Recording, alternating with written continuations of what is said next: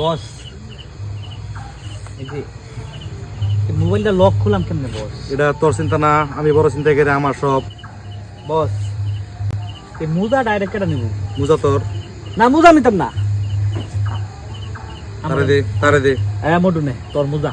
আরে যে গড়ি গড়ি আমার আমার তাহলে মোবাইলটা আমার দিন। মোবাইল আমার, আমি বুঝতেছি। চলো এই এদিকে আসেন।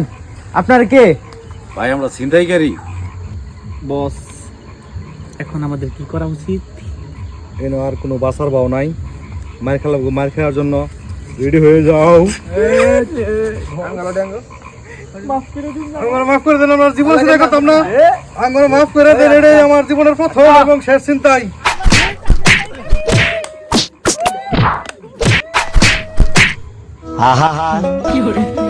আমি পারি না আর পারি না, আমি কেন মরি না,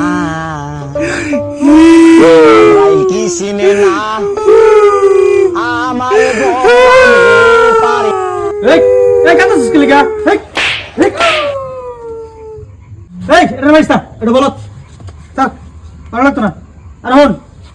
সিদ্ধান্ত একটা নিছি আমি। তোরা কি কস? ভাই আপনার সিদ্ধান্ত চূড়ান্ত সিদ্ধান্ত। আচ্ছা এগরে নাচায়াম, গান গাওয়াম, কবিতা কওয়াম। ঠিক ভাই, বিনোদন ব্যবস্থা হইলো। বান খুলে দিছি। এখন শর্ত হইলো একটাই, তোর একটা শর্ট দেন আর তুই গান গাবি। না এটা না, শর্ট দেন তুই আসবে। এই গান দোষ কথা জব দে। আচ্ছা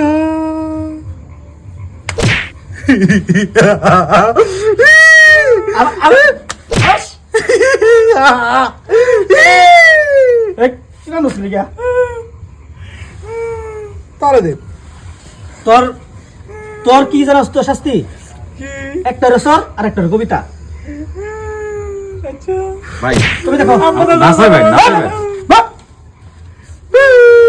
কবিতা কও। আমপাতা জোরতা মারবো চাবুক জরবো গুড়া উড়ে আসছে আমার গা পাগলা গুড়া। ওই জায়গা যায় তুই দাঁড়া।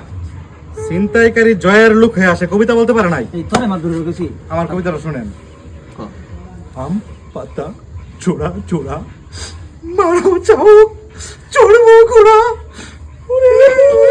সরে দাঁড়া আসছে আমার আব্বা আব্বা আব্বা।